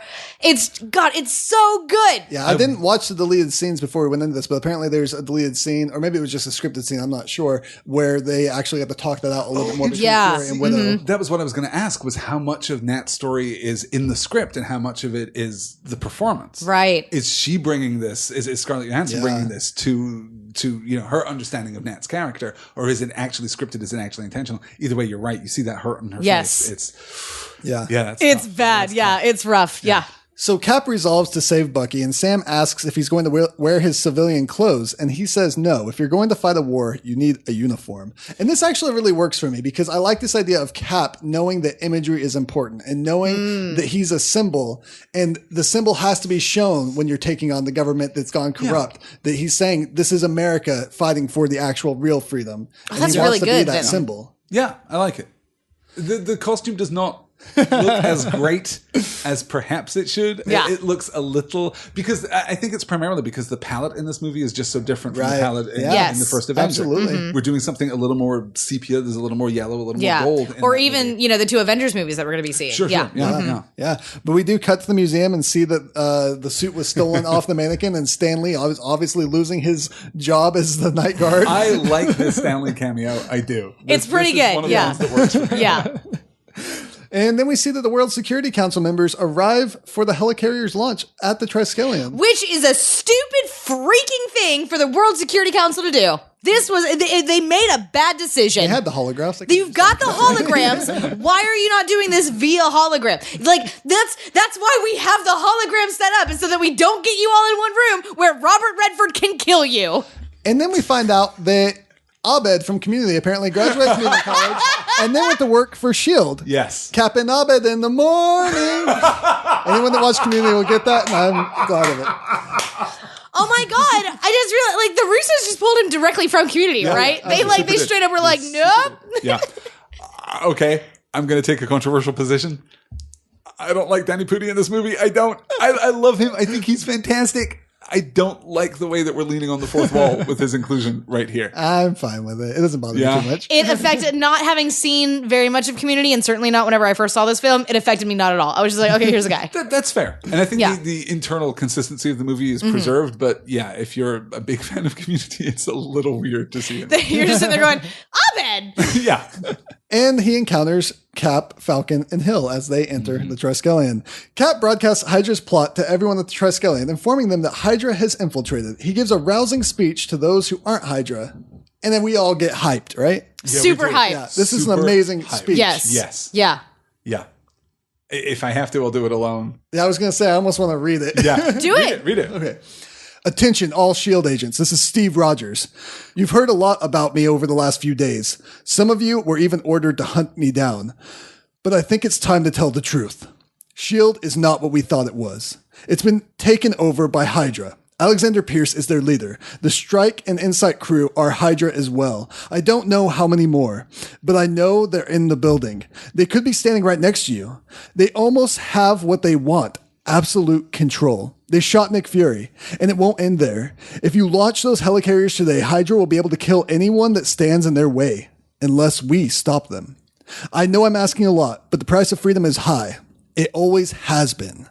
And it's a price I'm willing to pay. And if I'm the only one, then so be it. But I'm willing to bet I'm not. It's so good. So good. Okay, minor detail here that I completely adore. Nick Fury was shot. Yes. Cap doesn't lie. He specifically Yeah. said he's always honest earlier in the Yes. film. He didn't say he was killed. He said he was shot. Yes. He leaves it ambiguous enough that Fury's disappearance at the end of the movie can happen. Yes. That And I like secret Sam can be Wilson's preserved. line to him. Did you write that down first, or was that off the top of your head? Sam, do you not know Cap's primary superpower of inspiring speech? Inspiring speech, inspiring speech. Yeah. Absolutely. Then the Security Council is held at gunpoint when they find out about Pierce's deception. An agent is commanded by Rumlow to launch the ships, but refuses, saying, Captain's orders. And God, this scene makes me so emotional. Am I alone? No, you're not. No, this is a very good scene. No, it's very, very good. Yes. Rumlow Yes. pulls a gun, and the whole room pulls guns on each other's. Yes. Hydra versus non-Hydra. Agent 13 pulls her gun on Rumlow and says, Captain's orders. Rumlow tricks Agent 13, and the room erupts in gunfire as he launches the ships himself. Sharon kicking the guy, the tech, out of the way. Yes. Is the greatest saving moment. him. Oh, Yeah. yeah. And I just love both times they say captain's orders. I start tearing Yes. up. Yeah. I'm like, captain's orders. Yeah, I really just need a one shot of like Sharon and Nat and Bobby Morse and Maria Hill, like just doing a thing. It would be amazing. This week I've been thinking a lot about, we mentioned in the discussion of the first Avenger, the connections between Cap and Batman, Bruce Wayne, that basically they are as good as a human being can be. And there's a kind of thematic connection there. And we talked about the ways in which Cap has taken one path and Batman has taken another. But there are moments when Cap is really well written, when the DC counterpoint for Cap is not Batman, but is Superman. The ability to inspire, the ability to make the people around him better, as good as they can be. Practice kindness to others and every man can be a Superman. I mean, that is Cap's primary superpower. Yeah. And I love the way that we don't just see it here. We don't just see the speech. We see the consequence of the speech. He has exhibited leadership. He has made these people stronger and braver and tougher. And Yeah. yeah, that's why Steve Rogers is my guy. Yeah, because I mean, that tech, like Rumlow's got a gun to this tech guy's head and he straight up is like, I'm not going to do it. Yeah. I'm not going to do Captain's orders. I'm not going to do him, it. like, wanting to cry. Yeah, no, so he is afraid so of the certain that he's situation. going to die, and he knows will has to die do for it. this. Yeah, he knows he has to do it. Yeah, yeah. It's so Really good. That guy's my hero. Yes. Then we get that great short moment with Wilson and Rogers where he says, Cap, how do we know the good guys from the bad guys? Good question. When you don't know who's Hydra and who's not. They're all wearing the same outfit. And then They all Cap, have the pin. yeah, look for the pen. Cap, If it's turned to 3, they're Hydra. If it turned to 3, leave them be. a little rhyme, find out. But Cap, ever the pragmatist, says if they're shooting at you, they're bad. Yeah. Good, yeah, good Good advice. Fair. Yeah, no, good advice. Great advice. Yes. Pierce aims a gun at a council member that disagrees with him, and Black Widow, disguised as one of the council members, disarms Pierce and his guards in style. I'm sorry. Did I step on your moment? So good. Widow. So great. So great. So good. So great. We get some fun, fast-flying dog fighting with Falcon. Which is very good. Yeah, it's fantastic. Yeah, well, does it work? Because we talked a little before about the physicality of this movie and the practical effects that we use in this movie. And obviously, these are not practical effects, you guys. I don't Wait, wanna they're spoil it not? for you. They didn't actually make a wingsuit for Anthony Mackie. What? They should have done. It would have taken the entire budget of the movie and then killed him. But maybe worth it? I don't know. It would have looked great. For me, some of the special effect flight sequences, some of the CGI flight sequences don't quite work. They're not quite in the visual style of the rest of the movie. But they're dramatically choreographed. Yeah, they work well enough for me. Yeah, I think it works great. I love it. You're wrong. I'm wrong. I'll take it. Oh, by myself. But like Cap, I will plant myself. No, you move. So Widow starts disabling security, readying to drop all of Hydra's information on the internet. Also shields, which Pierce reminds her means all of her information, saying, if you do this, none of your past is going to remain hidden. Are you sure you're ready for the world to see you as you really are? And she looks at Tell him me dead in the eye what and her says, past is. are Apparently you? It's on the internet. It is You on can the ju- you internet. can Oh just yeah, go I look. guess I can just go to Wikipedia and then read about the Black Widow. Yeah. Okay, no. This is. I again, love her response. Are you? Are you? Yes. Yeah. It's so unnecessary. This is the climax of the movie. We don't need to anchor this in Nat's character. She's a supporting character. It would be perfectly fine if this was just, a mechanism that gets us to the final fight. But because we tie it back into her sense of herself, her sense of her own identity, her shame and guilt over the things that she has done. What the truth It's is? extraordinary. Yeah. This is so good. So well written. Yes. Yes. Cap gets the chip into the first ship. Falcon continues to maneuver beautifully, getting the next chip into the second ship. Non-Hydra agents of S.H.I.E.L.D. ready themselves, being rallied by Cap, to take to the skies and support the two, but Bucky shows up, stopping them. It just kills like a ton of dudes in 2 minutes. Apart that team. Just murders the shit out of everyone. Yeah.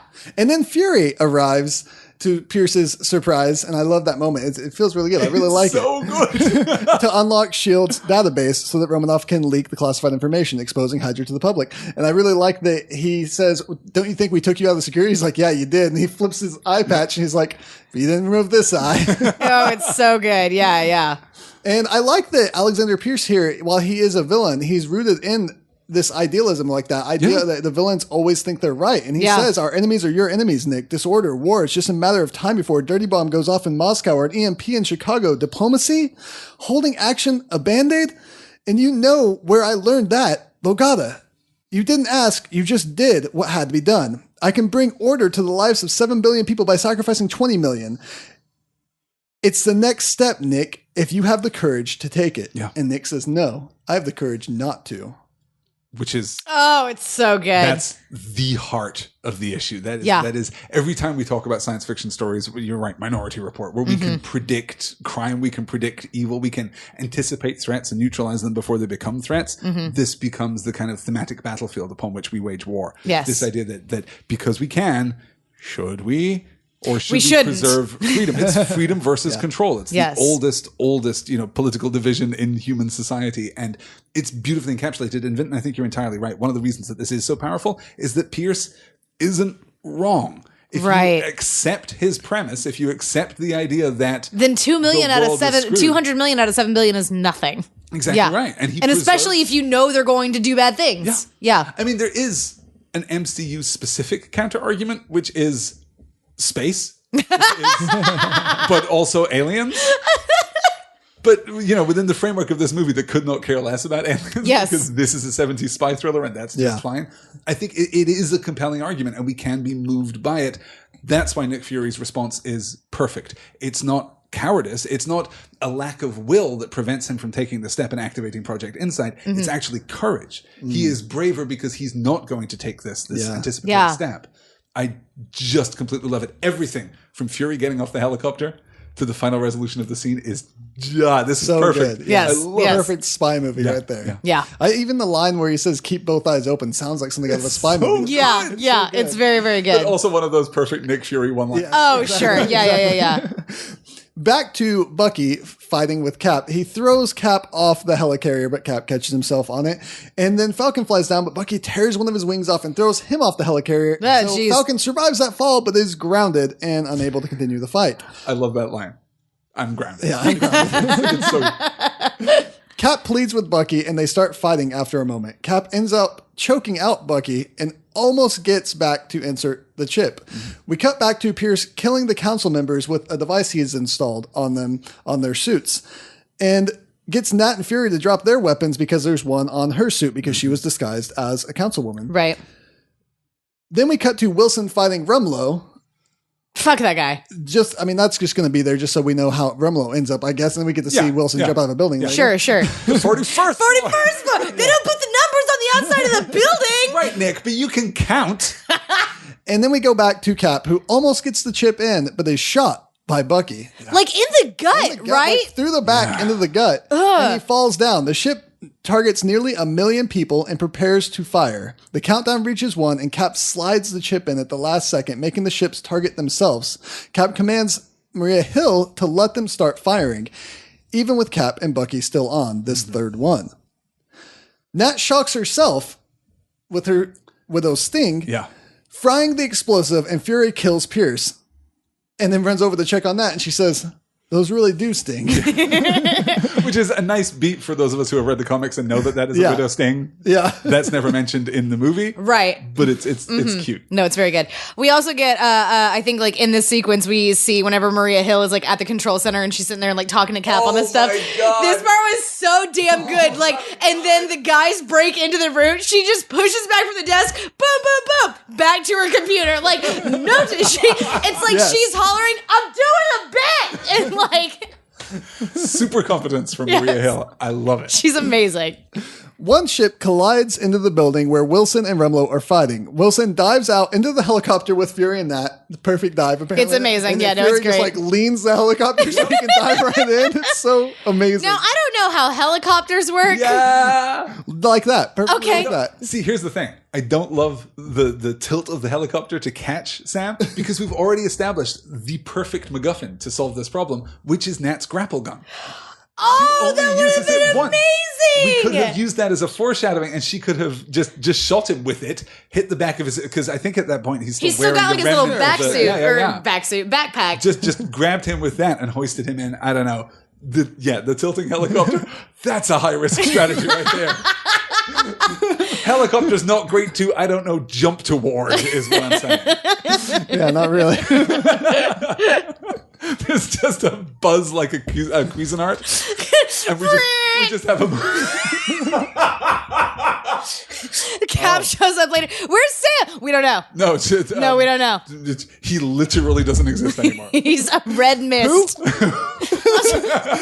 this? I don't No, what are you talking about? No, I mean, there's no Wingsuit? paperwork on him. We never have heard that name before in our lives. I don't know.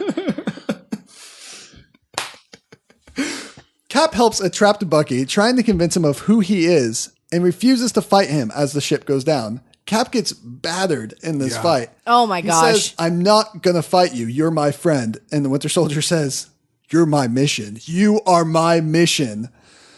And Rogers says, then finish it, because I'm with you till the end of the line. And I start sobbing. And continue sobbing for the rest of time. It's awfully good. As the ship collides with the Triskelion, Cap is thrown out into the river. We then see that last line did something to Bucky. We see Bucky pulling an unconscious Rogers from the river into the woods, and he walks off without him. Mm-hmm.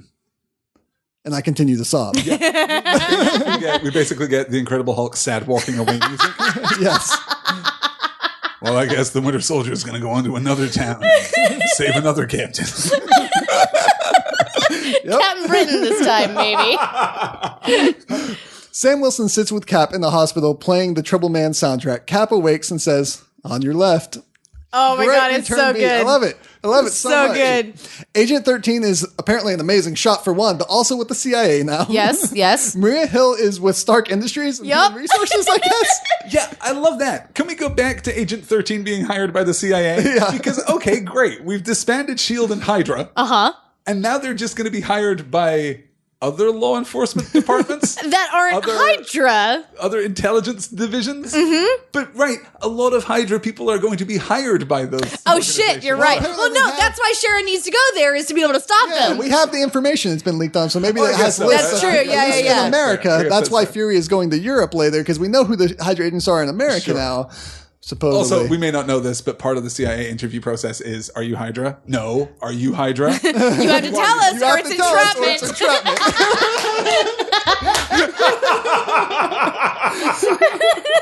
No, I swear I'm not.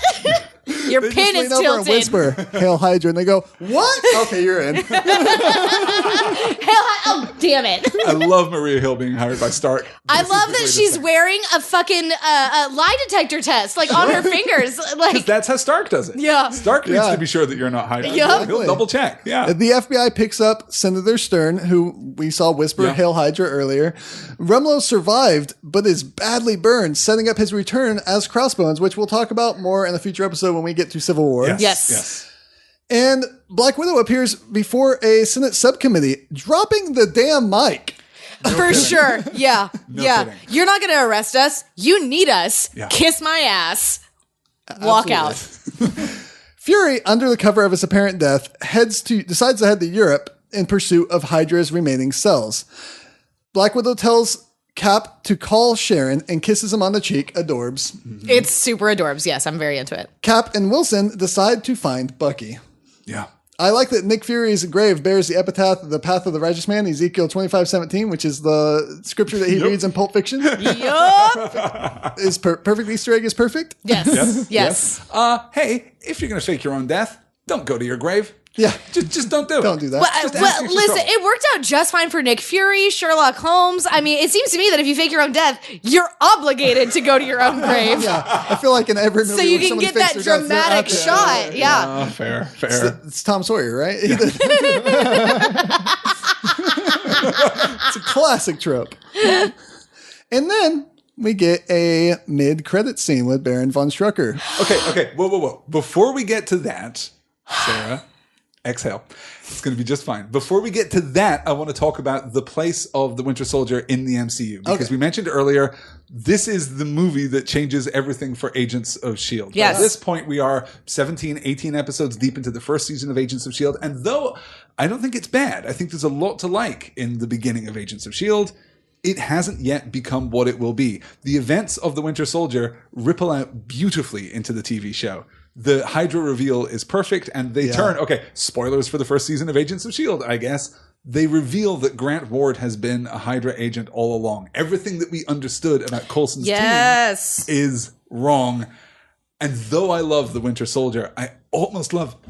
From a narrative perspective, from a perspective of audacity and ambition, I love what we do in S.H.I.E.L.D. To spend most of the first season setting up this fairly conventional hero-type character and then revealing that he is the worst, that he is the most dangerous. Yes! It's fantastic. If you haven't watched Agents of S.H.I.E.L.D. through to Turn, go do it right now or just pick up with Turn, honestly. Right. It's incredibly good.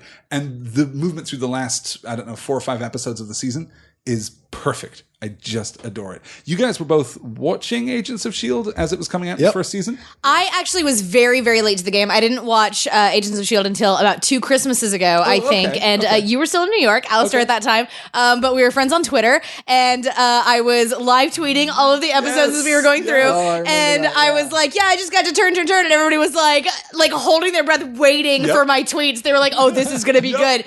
And when the turn happened, I think if you scroll back far enough, you're just going to find 18 variations of me gripping my face and screaming silently with it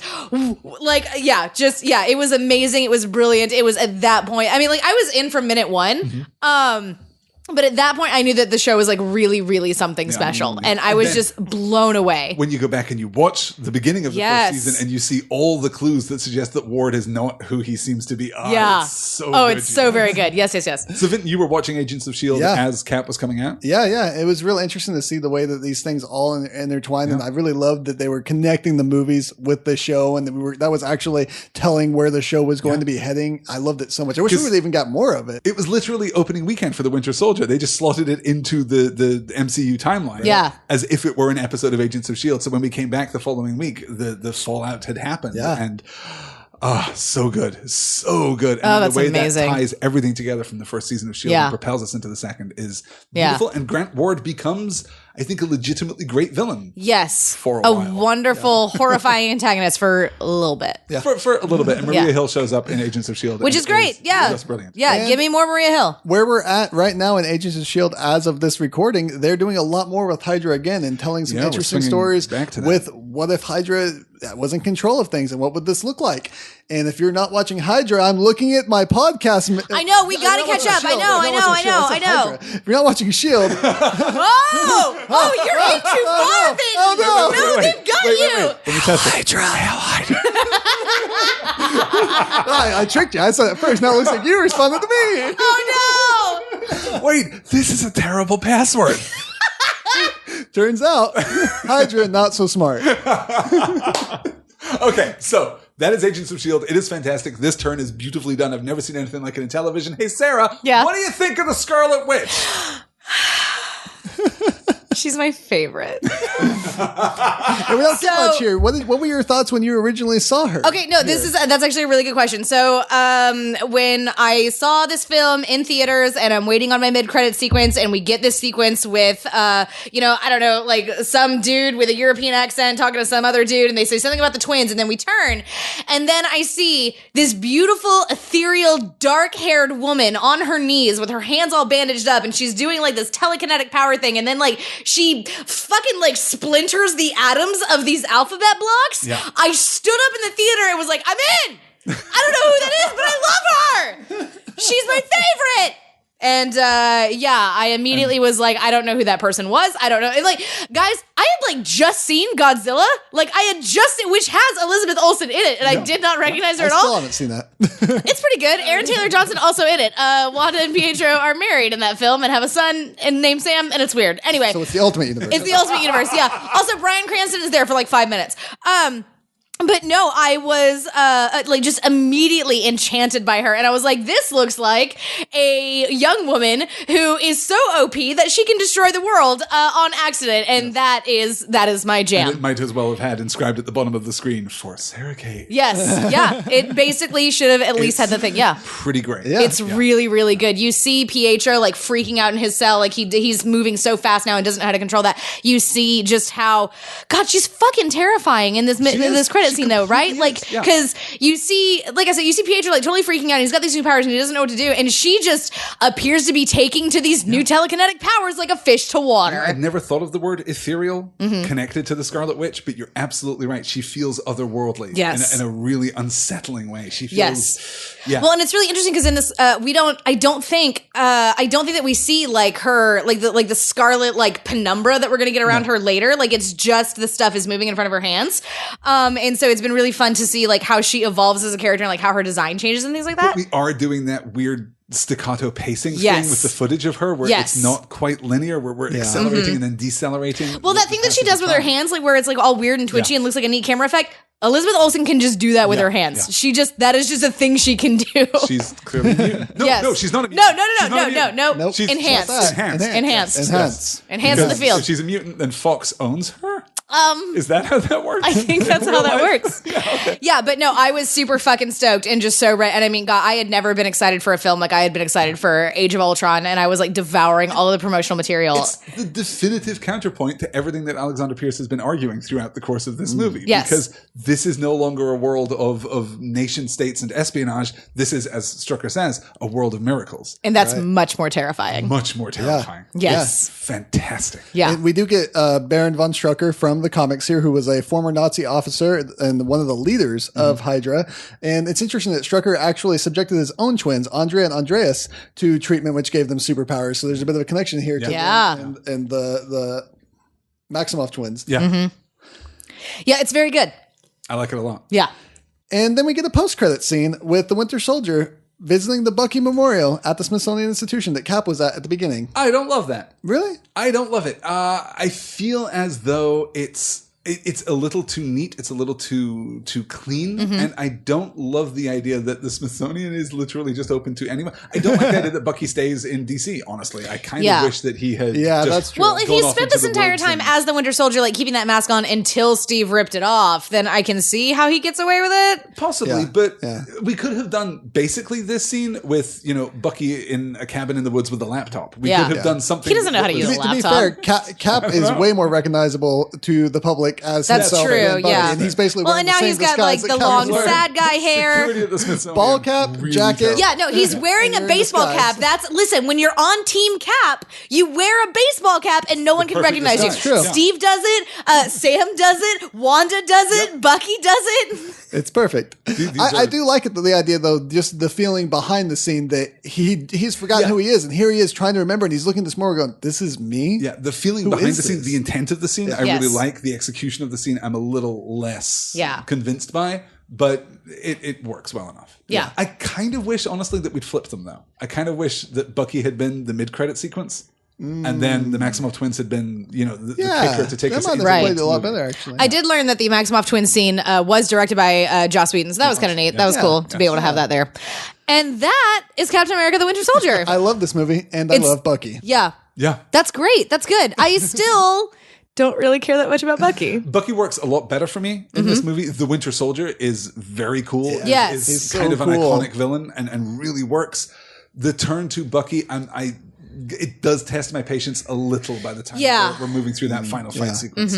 Steve is great. Yes. But I need something from Bucky. Bucky at this point is not exhibiting an agenda. He's not making an agency argument or anything. Exactly. He's just He's just a weapon in Yeah. the movie, so it's hard to get anything from him necessarily. And I kind of wish that we'd done, the 60s science fiction version of this is to have Bucky be aware of the programming within him and be fighting against it. No, Steve, you've got to leave me behind because in a moment I'll be activated and then I'll try to kill you again. If we'd done something like that to, as you say, Sarah, give Bucky some agency, give him some presence, give him some personality.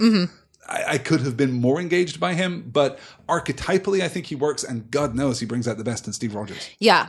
So it'll be interesting watching Civil War here in a couple of weeks and seeing if that is affected at all, and if my personal opinions on Bucky have changed at all. But I mean, like, I know that people out there love Bucky, and I am not trying to take away your love of Bucky. Like, if you love Bucky, fucking love Bucky, please. Someone needs to, because I don't. It's okay, Vinton does. I love Bucky. Okay, good, It's excellent, fine. good. Yeah, we got it sorted.